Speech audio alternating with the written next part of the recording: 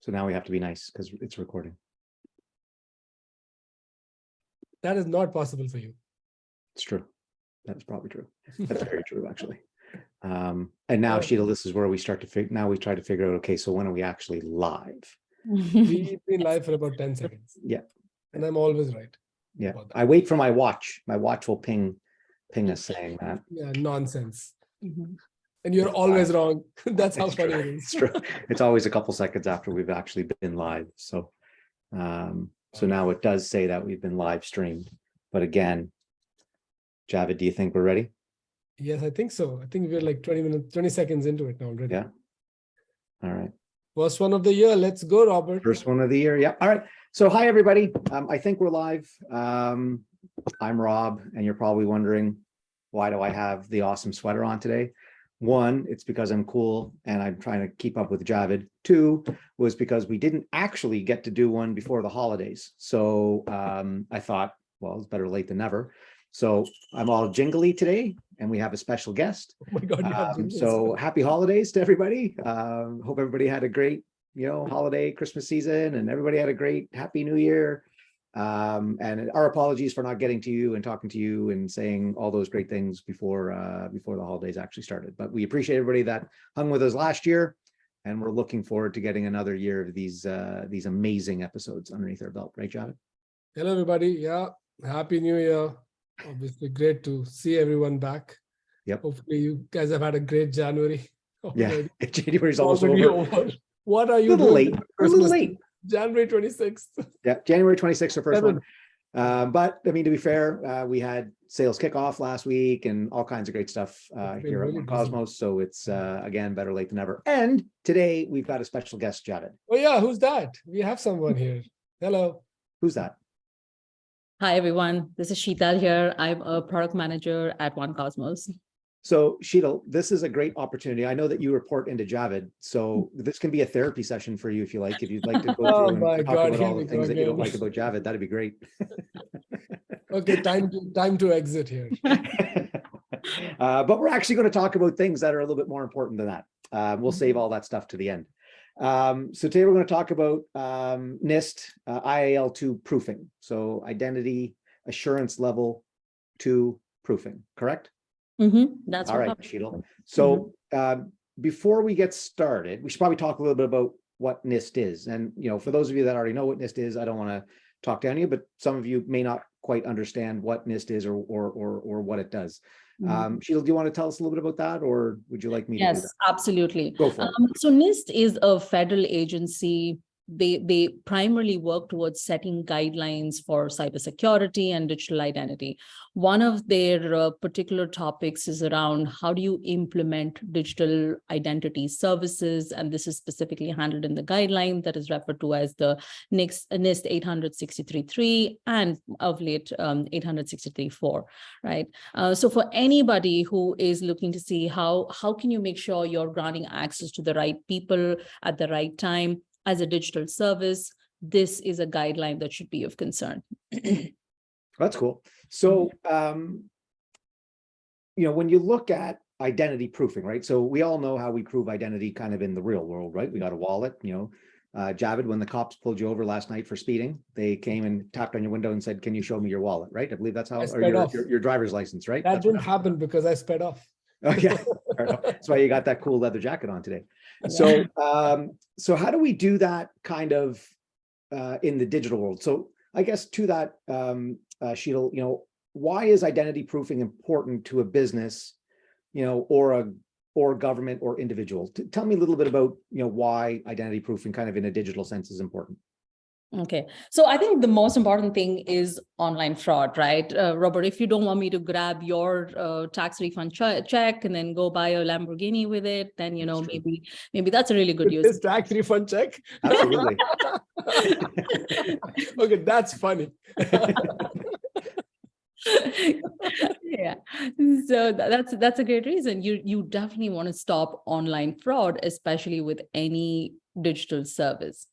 The second thing is to make sure that you're able to distribute a digital service very efficiently. Now, let's say you're the government of the United States, and you need to make sure that everybody gets their COVID relief fund as quickly as possible, right? Any kind of distribution is made easier without them really having to turn up in an office and prove their identity. It can all be done remotely.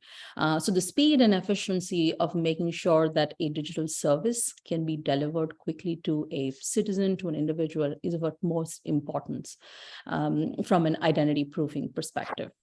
And Okay. also just Go making ahead. sure that it's actually the same person that Mhm. the ID was issued to.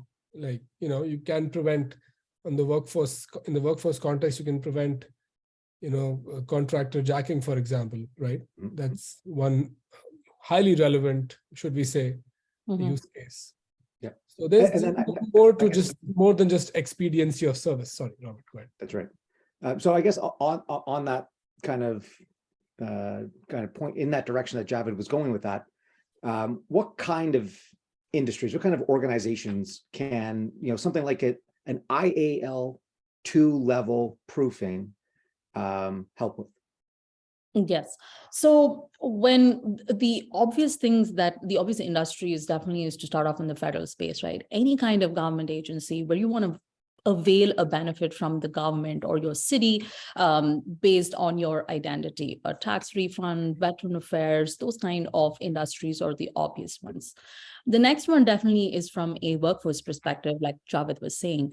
If you want to make sure that your employees or contractors, more importantly, are who they say they are, you're making sure you have not just an account information, you have their identity information every time they're accessing your system. That's another great use case industry that we've seen it being implemented in. Our most recent industry that we've seen a lot of traction in is definitely the healthcare space. If you're a healthcare customer, you're going into a hospital, you don't need to go into a hospital to avail healthcare services, right? You should be able to prescribe to any of those online. So we're seeing a lot of traction with digital identity in the healthcare space. Banking. We have KYC processes today that happen completely in person. Why can't we move those online, right? You should be able to prove your identity just digitally and be able to open a bank account. So those are some of the major industries where we really feel that, IAL2 proofing can really help with. So what do I need, or Mhm. what would I use to generate an IAL level 2 proof? So if I'm Rob and you say, Sheetal, Rob, I need you to have an IAL level 2 proof. What do I need to provide you to make that happen? Okay. So, Rob, first of all, to prove who you are, we rely on multiple signals, right? And what you would need to provide us with is an email address, a phone number, and then we would start off with any kind of government documents, because those would sufficiently establish who you are. And in certain cases, we would ask for a combination of government documents to make sure that who you are. And finally, we also do a selfie match, which is being able to have a live biometric of you to make sure that there is a good match. Now, why is this not a single document? Because we want to make sure that we have signals across different channels to make sure that Robert is who you say you are, right? So that kind of triangulation logic is what makes us powerful in making sure that a user is of identity level assurance too. And when you say government documents, I'm assuming you're talking about like a driver's license, passport, national ID, Yes. social security number, something along those lines. Yes, and then these differ country to country, right? So depending on the country, your set of documents to get there will be different. Okay, so Yeah, go ahead. just quickly, I guess the implication to the end user necessarily isn't that the end user, the person, the individual is generating anything, right? They just are who they are, like Robert dressed in this, Awesome Christmas sweater. colors, right? Awesome. It's more the provider, Mhm. one Cosmos in this case, right, asserting that they can attest to a NIST certified identity assurance level of 2 for Robert, given the proofing exercise Robert's been through with the provider. I think that is the platform play here, right? Right. Because the platform is able to assert to that level of assurance, it could also reuse that assurance for authentication or authorization as the use case may be, right? So just, I love talking about platforms, as Robert already knows. We harp on that all year long. I think it's more than just a point. Proof me a play. It's proof me and reuse that, right? Don't have me rescan my DL just because I want a 5th line with AT&T, and then I have to go apply for my naturalization app or something else where they have me scan the DL again. I think that reusability is what's missing in the industry, and it's a really sore point because common folks like us, we have to go through this over and over. And well, we could probably help solve some of this. That's frustrating because we know that there's an answer to that problem, right? So, Right. so on that note, Sheetal, I mean, listen, Javed and I talked at length kind of what the benefits of what our platform kind of brings to the table. And we don't normally kind of, pump our own tires, on IBA Friday, but I think in this case, Exactly what we do. Yeah, it's exactly what we do. But in this case, there are some things that we do that are special, right? If I'm going to give you all of my PII data, I'm going to give you, my driver's license and passport and all that kind of stuff for you to prove who I am. Well, you better be managing that properly, right? So tell me a little bit about some of the benefits that we bring to the table around, that privacy management and all the other great stuff that we bring. So this takes us back to our philosophy, right? As a company, we are defined by the fact that we are a privacy by design company, right? We believe in making sure that the identity of the user is always user controlled, user managed. What do we mean by that? To a layman, it means that you have a digital identity wallet. That identity wallet can only be opened by you. It can only be shared when you choose to share it. And all of that information is always under your control, right? How do we do revoked and revoked and revoke it, as right? you please. And revoke it as you please. So we have cryptographic wallets that sit behind the scenes. The private key that controls that particular wallet is always under your control, right? Without getting into too much detail. What does that mean to the end user? The end user is always in control of their identity. They don't have to worry about their PII being in different databases or in the dark web somewhere. To large organizations, what this enables them to do is that, it helps them protect against any kind of breach, right? Because you're not keeping this PII anywhere on a centralized database. So that is what makes us unique in across this market space. Cool. So you talked a bit about, document verification, and you talked a little bit about, the identity assurance level. Is there a difference between the two? Definitely there's a difference, right? So Robert, when there are many scenarios where somebody comes in and just, hands your DL, right? Yeah. And there's so much fraud that happens just from presenting a single document. IL2 or identity level assurance 2 is a journey, right? When I'm interacting with the same person at multiple points of time to get different signals. Okay, so I'm trying to map behind the scenes. Does Robert's address really map to things on his driver's license? Does his SSN information really add up, right? So it's a journey. And at the end of that journey, we are able to compute a score as well as an identity assurance level. So we can assert with certainty that you are who you say you are, not with just one document, but with multiple signals, right? So that's really helping prevent fraud. Right. So, and go ahead. The extensibility there is that it's not just a point in time exercise, right? And we know how crazy Robert can get sometimes. Maybe his driver's license expired and he still wants access to the same service. Our platform is able to track the validity of the document along with the proof of verification that we embed, right, in our platform. We know, well, it's not the same that it was before, right? So your identity assurance level cannot be asserted at the same level as we did before. That is also a key capability, Yep. Because the document expired. which is expired, Yeah. literally. Mhm. Got it. Got it.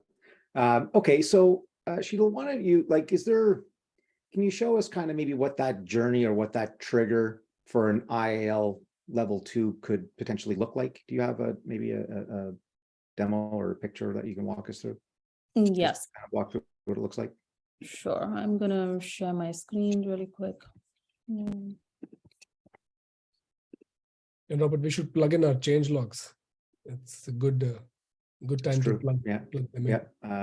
For those of you that want to see changes that we've made to the platform, which is quite frequent, you can go to onecosmos.com and look for change logs, and all of the updates to the platform that we have are listed there. And for that matter, you can go look at our DevX platform too if you want to go see how some of this stuff works. From a developer standpoint, you can look at that as well. It's all there. Go ahead, Sheetal. Sorry, we're just filling in. You know, anytime there is an end user involved, the most important thing for us as a company to remember is to make this entire process of identity verification extremely frictionless, right? It needs to be something easy, something that's quick for the user to go through to get to that IL2 level. So that really is at the heart of our implementation, right? Mhm. So let's say Acme Health wants to make sure that Robert is who he says he is before he gets access to a doctor for an appointment. How would this process work, right? So we would the Robert would come to our CSP site. He would start by creating an account, and for creating an account, we are going to make sure he has a email that is verified as well as a phone number that is verified. So that's really the first step, just basic account setup and making sure that, you know, we have some minimal signals from there to make sure that that is Robert. The next step is to set up an identity wallet for Robert, right? Why do we set up an identity wallet? We want to make sure that all of his PII information is tucked away within that identity wallet that's been created for Robert, the private key of which he is always in possession with, right? Once that identity wallet is created, the third step is to begin with a government document, right? And that can be anything depending on the country that you're coming from. It can be a driver's license, a passport. We do this quick scan of the front, the back, as well as do a selfie, right? Taking a quick picture of the person to make sure that there is a match between the face on the ID as well as the biometric that we saw. The key thing is also to optionally include some sort of signal from third-party sources, like third-party databases, to make sure that this ID sort of matches up. And finally, in certain scenarios, we do prompt for a social security number if we're not able to sufficiently prove that, you know, hey, the signals that we've received about this user add up, right? Once they've done all of that, we do some triangulation at the back end to make sure that, hey, you know what, based on all this information that you've provided to us, you are at IAL level 2, depending on the standards that have been defined by NIST. And finally, the last step is for Robert to go back to Acme Health and say, hey, you know what? Here is some verified information that I consent to share with you, right? For example, Robert could be asked to share his address, right? Now, Acme Health knows that this address is not something that Robert is asserting. It is actually address information that has been verified and coming in from a government document. Right. So that's a real benefit here. The experience is designed to be friction-free, making sure that the user is able to go through this quickly and return back to Acme Health. So he is so the user is, you know, back on their merry way and doing whatever need and get access to whichever digital service they need. That's pretty cool. Mm-hmm. Sheetal, thank you for walking through that with us. Mm-hmm. That was great. You're definitely an upgrade over Javed. Maybe we'll have to look at swapping you out. But all kidding aside, Javed, do you have anything else for Sheetal before we wrap things up today? No, this was great. She's the best person to present this because she built it. That's right. That's true. Actually, we probably didn't even mention that. Sheetal's a genius. I did. Hello, I did. Yeah, that's true. But yeah, Sheetal did, was the PM responsible for getting this all put together, delivering a CSP, a credential service provider Yes. from One Cosmos is. And she's also the one to bug for use cases that apply to the CSP Also area. true. The one Yeah. to reach out to, please do, actually. Yeah. Mhm. Absolutely. Yep. Anyway, on that note, thanks everybody for coming by today. We appreciate it, and we'll see you again in a couple of weeks. With routine clothes on. Thank you very much, everybody. Yeah, I won't have my bells on. I'll have something else on. Jingle. Something new, right? Yeah, something new. Valentine's Day is right around the corner. Oh, that's a good Oh, point. goodness. No. I have to think about that one. No IB That's a on the good point. 40. Yeah, that's a public service announcement for all the boys that are watching the show as well. Valentine's Day is coming. Yeah. We should end it here while it is Yeah, still open. fair enough. See you guys. Thank you. All right, so much. everybody. Thanks a lot. Bye-bye.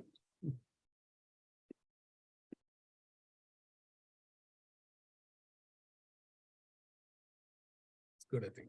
I think we're good. Good one. Yeah, I think so. Yeah, it was good.